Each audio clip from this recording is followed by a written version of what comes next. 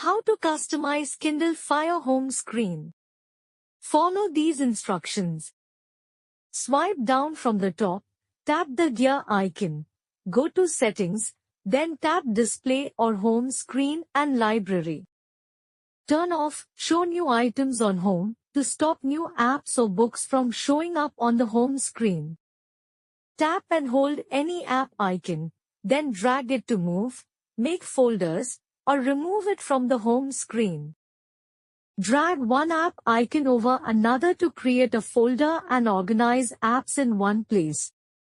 Install Nova Launcher or similar using the Play Store or Downloader app for a new home screen look. To hide Amazon suggestions, go to Home Screen Settings and turn off the Recommendations option. Use Wallpaper Setting app from App Store to set a new background since default launcher does not support wallpaper. Thank you for watching.